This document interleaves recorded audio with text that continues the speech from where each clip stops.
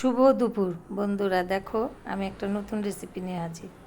বেগুন কেটে নিয়েছি, পেঁয়াজ, রসুন, টমেটো, কাঁচা লঙ্কা। দেখো প্রথমে তেলে বেগুনটা ভেজে নেব। হলুদ লবণ দিয়ে দেব সামান্য পরিমাণে।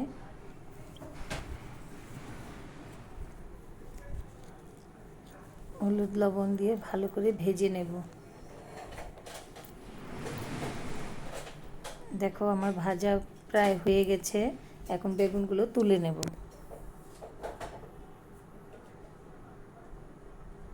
কড়াইতে আমি আরেকটু তেল দিয়ে দেব। তারপরে ওই তেলে আমি একটু জিরা ফোড়ন দেব। তারপরে কেটে রাখা পেঁয়াজগুলো দিয়ে দেব, রসুন কুচি দেব, কাঁচা লঙ্কা কুচি দেব, দিয়ে ভালো করে ভেজে নেব। দেখো ভাজা প্রায় হয়ে গেছে, এখন আমি টমেটো দিয়ে দেব।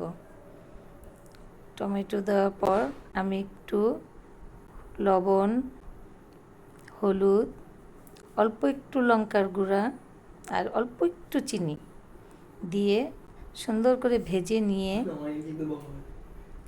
তারপর একটু সাইড করে আমি এখানে দুটো ডিম ভেঙে দেব।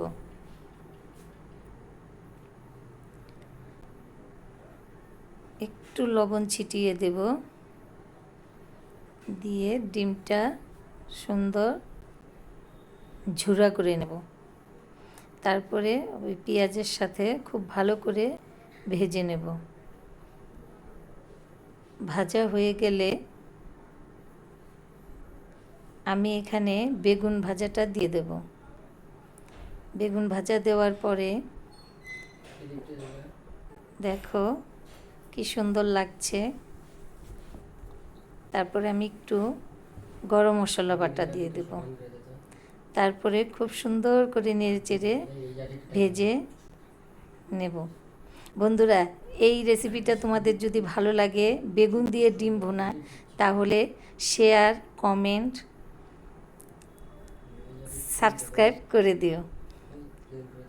দেখো আমার এই নতুন রেসিপিটা তোমাদের কেমন লাগে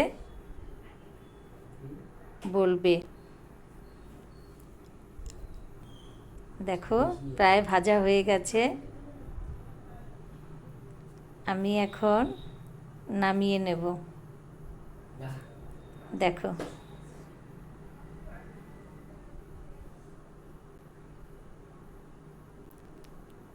বাস এই পর্যন্ত।